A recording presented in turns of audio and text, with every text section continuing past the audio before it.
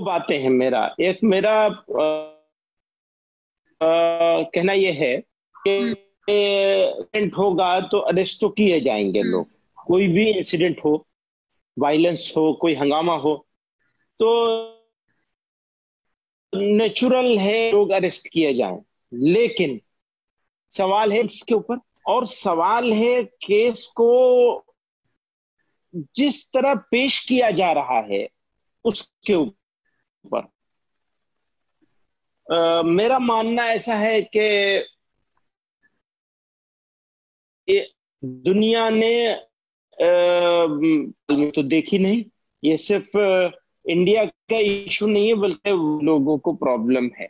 तो ऐसी महामारी में, ऐसी पेंडेमिक में, ऐसी प्रॉब्लम में जिस तरह से इन्फोर्सिंग एजेंसीज लोगों को अरेस्ट कर रहे हैं, ये बात हमारी समझ में नहीं आती। हम इस अमानवीय समझते हैं, और एक तरह से गैर जिम्मेदाराना रवैया, या ये कहें कि एक खास तबके को निशाना बनाना ऐसा होता है। ऐसा फीलिंग है लोगों की कि एक खास कम्युनिटी को निशाना बनाया जा रहा है इस एक्शन के जरिए से भी। तो मुस्लिम ये बिल्कुल, इसको बिल्कुल गलत समझते हैं हम, हम्म। कि इस तरह नहीं किया जाना चाहिए था किसी भी कीमत। हम्म। ये जो अरेस्ट हुए हैं आप देखें तो जो भी चार्जशीट में जो नाम आए हैं, चाहे वो स्टूडेंट्स के हों, चाहे उमर खालिद, खालिद सैफी, ताहिर हुसैन, किसी के भी हों, उनमें बार बार ये आया जा रहा है कि ये डीप रूटेड कॉन्स्पिरसी थी। इसको एक कॉन्स्पिरसी की तरह से प्रेजेंट किया जा रहा है। और उसी के ओवरवेलमिंग जो अरेस्ट हुए हैं वो सारे एंटी सीए एक्टिविस्ट के हुए हैं, जिन्होंने सिटीजनशिप अमेंडमेंट एक्ट के खिलाफ बोला था दिसंबर और जनवरी में।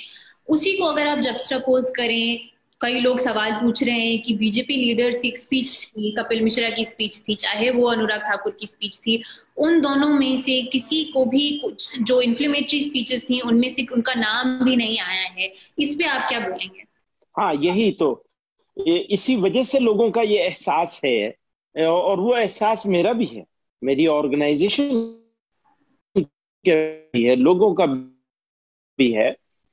जिस एहसास, जिस फीलिंग मैंने अभी उसको दोबारा मेंशन करता हूं कि वन साइडेड हम्म। और यकतरफा यकतरफा तौर पर एक खास कम्युनिटी को टारगेट करके मीडिया को भी इसी हिसाब से मसाले दिए जाते हैं कि फलां ऑर्गेनाइजेशन, फलां ग्रुप, फलां लोग इसके लिए जिम्मेदार हैं। तो फिर किसी पार्टी के लीडर्स क्यों नहीं जिम्मेदार? हम्म। अगर कोई कॉमन आदमी कोई बात बोलता है या नहीं भी बोलता है इससे मुताल्लिक कि हम बदला ले लेंगे, हम ये कर देंगे, हम बर्दाश्त नहीं करेंगे, हम सड़कों पे खून बहेगा, फिर इस तरह की जो लोग बातें करते हैं उनका तो कोई कसूर नहीं। और जो किसी दूसरे मामले में वाजिब तरीके से, गैर वाजिब नहीं, वाजिब तरीके से उसको प्रोटेस्ट। अपोज करते हैं या प्रोटेस्ट करते हैं, उनको सिर्फ प्रोटेस्ट करने की वजह से जो है एक सियासी बदला लेने की नियत से, या जो भी आप कहें उसको, कम्युनल एंगल भी है उसका, सब सारे तरह के एंगल उसके अंदर पाए जाते हैं। आपने एक्शन लिए हैं, और वो एक्शन बिल्कुल जालिमाना है। जी, जालिमाना है। तो मदनी साहब, इस सब में आप क्या कहेंगे दिल्ली सरकार के बारे में? क्योंकि एक जो प्रोमिनेंट नेम बार बार आ रहा है वो ताहिर हुसैन का है, जो एक फॉर्मर आप लीडर रह चुके हैं, उनको सस्पेंड कर दिया गया है। उसके अलावा भी लोग कह रहे हैं कि Arvind Kejriwal is conspicuous by silence. वो क्योंकि इतनी चुप्पी बनाए हुए हैं, चाहे वो राइट्स के दौरान हो, चाहे वो प्रोटेस्ट उससे पहले जोर के दौरान हो, चाहे अब जो अरेस्ट हो रहे हैं, इस समय आपको क्या लगता है चीफ मिनिस्टर की, दिल्ली गवर्नमेंट की क्या अकाउंटेबिलिटी होनी चाहिए? देखिए, यकीनन वो ये जो ऑब्जेक्शन है कि वो कुछ बोले नहीं, तो उनको बोलना चाहिए था।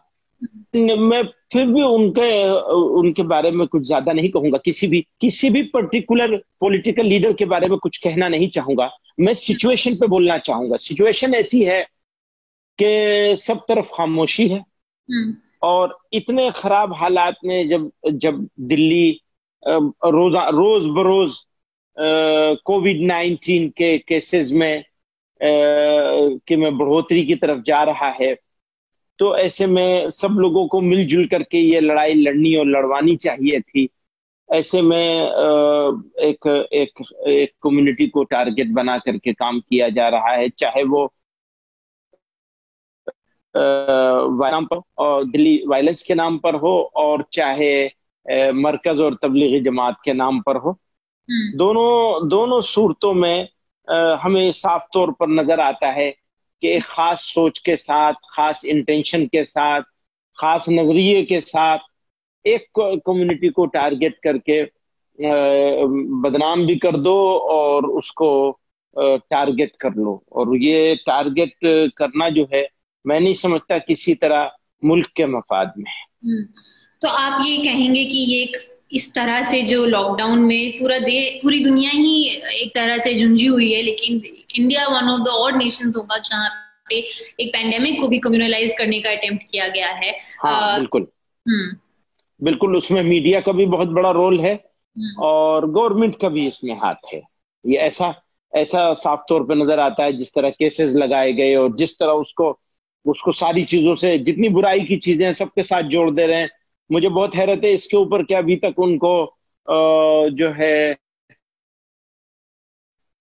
दुश्मन सरगर्मियों में क्यों नहीं मुलव्वस किया। वो भी कर लें, एक ही चीज रह गई है, वो भी कर लें। बाकी तो सब कर दिया, उनको जिहादी बता दिया मीडिया ने आपकी, और सारा कुछ बता दिया, तो बाकी जो रह गया वो भी कर लें। जी हाँ। आपने तबलीगी जमात का नाम लिया। अभी जो है तबलीगी जमात के जो फॉरेन मेंबर्स उनको ब्लैकलिस्ट कर दिया गया है, बोल दिया गया है कि आप इंडिया नहीं आ सकते हैं अगले 10 साल तक, उनके वीजाज नहीं अलाउड हैं। और जो यहाँ पे जो तबलीगी जमात से जुड़े नहीं भी हैं, लेकिन कभी उन्होंने कुछ कुछ किया हो उस ऑर्गेनाइजेशन से रिलेटेड या नहीं भी किया हो, तो एक एक्टिव अटेम्प्ट लग रहा है कि जो मुस्लिम कम्युनिटी है, आप बार बार केसेस सुन रहे हैं कि यहाँ पे एक मुस्लिम प्रेग्नेंट वुमन को अलाउ नहीं किया, यहाँ पे एक मुस्लिम इंसान को इतना बुली किया कि उन्होंने सुसाइड कमिट कर लिया हिमाचल प्रदेश में। तो ये एक डर का माहौल जो चल रहा है, आपको लग रहा है लॉकडाउन में, कोविड के टाइम में ये इंक्रीज हुआ है? हाँ, बिल्कुल। कोविड के टाइम में खास तौर से मीडिया की बहुत सिंसियर है इसको बढ़ाने में। बहुत ही संजीदा कोशिश की है हमारी मेन स्ट्रीम मीडिया ने कि किसी तरह से मुल्क में कम्युनलाइज कर दिया जाए, कोविड-19 के इशू को भी कम्युनलाइज कर दिया जाए। और उसमें वो काफी हद तक कामयाब भी हुए हैं कि सड़क पे फल के खरीदा जाएगा तो ये देख के खरीदा जाएगा कि बेचने वाला कौन है, सब्जी बेची जाएगी तो बेचने वाला कौन है, उसको देख करके खरीदा जाएगा। तो ऐसी सिचुएशन पूरे देश में बन गई है, और ऐसी सिचुएशन में तो हम सब लोगों के लिए तो बड़ी बड़ी चिंता का विषय है ये। जी हाँ। जी मनी साहब, मैं फिर से वापस आना चाहूंगी दिल्ली में, क्योंकि आप दिल्ली में हैं, हम भी दिल्ली में हैं, और ये एक ऐसी चीज है जो ज्यादा डिस्कस भी नहीं हुई है। अभी रिसेंटली लोगों का ध्यान गया इस पे कि हम जब और चीजों पे ध्यान दे रहे थे, इतने सारे अरेस्ट हो गए। मुझे ये जानना है कि आपने बोला कि ओवरऑल साइलेंस है पॉलिटिकल कम्युनिटी में, चाहे आप किसी एक का नाम ना लें, पॉलिटिकल कम्युनिटी में ओवरऑल साइलेंस है। आपको लगता है कि फिर जो ये एक मुसलमान वोटर है, जो मुस्लिम वोटर है, जिसपे इतनी बार बार चर्चा रहती है, वो उसकी अब रेलेवेंस क्या रह गई है? अगर उसके लिए कोई बोलेगा नहीं तो उनकी क्या, what is the relevance of the Muslim voter today? ये ठीक है कि मौजूदा हालात में रेलेवेंस रह गई है, नहीं रह गई है, या रह गई है, तो ये एक लंबा डिबेटेबल सब्जेक्ट है। तो लेकिन जब हम वायलेंस की बात देखते हैं, तो वायलेंस चाहे दिल्ली का हो, उससे पहले चाहे मुजफ्फरनगर का हो, उससे पहले चाहे गुजरात का हो, या और जो हमारे सामने पिछले 70 सालों के जितने कम्युनल वायलेंस रहे हैं, उनमें ज्यादातर वायलेंस कम्युनल नहीं थे। आप जरा गौर करेंगी और पीछे जाएंगी तो 99% वायलेंस पुलिस एक्शन होता है। यानी दो कम्युनिटी के बीच की लड़ाई कम होती थी, पुलिस का एक्शन ज्यादा होता था। दिल्ली में भी वही देखा है कि पुलिस मोब को निकाल निकाल के ला रही थी और हमले करवा रही थी मुसलमानों के मोहल्लों पर, मुसलमानों की दुकानें जलवा रही थी पुलिस खुद खड़ी होकर के। तो मैं उसको, यहाँ को भी, इसको भी पुलिस एक्शन ही ज्यादा मानता हूँ। लगता है शुरुआत कम्युनिटी के बीच में कहीं कुछ हुई हो, और झगड़ा भी वैसे पुलिस के साथ ही था, पुलिस ने उसको हिंदू मुस्लिम बना दिया।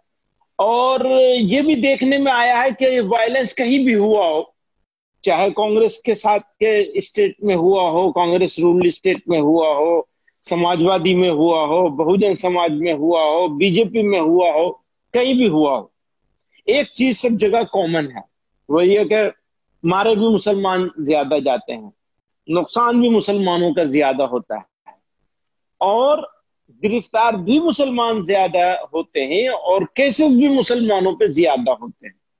और जो पर पुलिस एक्शन नजर आ रहा है, अब तो उसकी वीडियोस आई हैं, तो किसी के खिलाफ कोई एक्शन नहीं होता, कोई इंक्वायरी नहीं होती, कुछ नहीं होता, तो साफ नजर आता है कि मुसलमान क्या पोजीशन है। मुसलमान, माल, इज्जत और आबरू, ये चार चीजें हैं। चारों चीजों में जो सिचुएशन हम देख 70 साल की, तो ऐसा साफ तौर पे नजर आता है कि सेकंड क्लास सिटीजन, मैं बहुत एहतियात से कह रहा हूं, जी तो चाह रहा है उससे आगे कहने की, लेकिन मैं उससे आगे अभी नहीं कहना चाहता हूं, क्योंकि न मैं मायूस हूं, न मैं अपनी कौम को और भारत में बसने वाले लोगों को मायूस करना चाहता हूं, होपलेस नहीं हूं मैं, इसलिए इससे अगला जुमला नहीं कह रहा हूं जी चाहने के बावजूद। लेकिन ये तो क्लियर नजर आता है कि सेकंड क्लास सिटीजन समझा जाने लगा है, और समझ करके ट्रीट किया जाता है, उस हिसाब से ट्रीट किया जाता है, एक सिटीजन के हिसाब से ट्रीट नहीं किया जाता। यानी इक्वल ट्रीटमेंट होना चाहिए। झगड़ा हुआ है, और अगर कम्युनिटी के बीच में झगड़ा हुआ है, तो उनको सबको बराबर का होना चाहिए, इंसाफ भी और जुल्म भी, जो कुछ हो बराबर का, वो नहीं होता। तो ये सिचुएशन है मुसलमान की। अभी फाइनली हम अनलॉक में जा रहे हैं धीरे धीरे, तो मैं आपसे फाइनली पूछना चाहूंगी, अभी जैसे जामा मस्जिद भी खुली थी, वो भी अब बंद होने लगी है क्योंकि लोग इकट्ठा हो रहे थे, इस तरह से सारे रिलीजियस इंस्टीट्यूशंस गवर्नमेंट ने डिसाइड किया है कि खोल देगी, जबकि कई लोगों का कहना कि था कि कुछ थोड़े दिन और रुक जाना था, पर खैर उन्होंने खोल दिया। तो अभी स्पेशली आप मुस्लिम कम्युनिटी को as a cleric yourself, as a scholar, क्या बोलना चाहेंगे कि इस दौरान पे कितना सही है निकलना, कितना नहीं है, क्या उनका अभी स्टैंड? हम सिर्फ मुसलमानों से नहीं बल्कि सब लोगों से, अपने जितने लोग हैं उनसे यही कहना चाहते हैं कि ज्यादा से ज्यादा एहतियात करनी चाहिए। गवर्नमेंट ने लोगों की भूख और इकोनॉमी, इन सारी चीजों को नजर में रखते हुए अनलॉक करने का प्रोसेस स्टार्ट किया है। हो सकता है महीने भर में और ज्यादा चीजें अनलॉक हो जाएं, जो थोड़ी बहुत लॉक हैं वो भी अनलॉक हो जाएं। लेकिन इसका ये मतलब नहीं है कि हम एहतियात छोड़ दें, बल्कि हमारे लिए जरूरी है कि जितनी एहतियात लॉकडाउन के बीच में कर रहे थे, उससे ज्यादा एहतियात अब करनी है। तो मैं सभी लोगों से ये अपील करूंगा कि ज्यादा से ज्यादा एहतियात करें, और हरगिज बेएहतियाती न करें, और अपने आप को मुश्किल में और मुसीबत में न डालें। एहतियात ही इलाज है इस बीमारी का, और कोई इलाज अभी तक नहीं है। जितना हम और आप एहतियात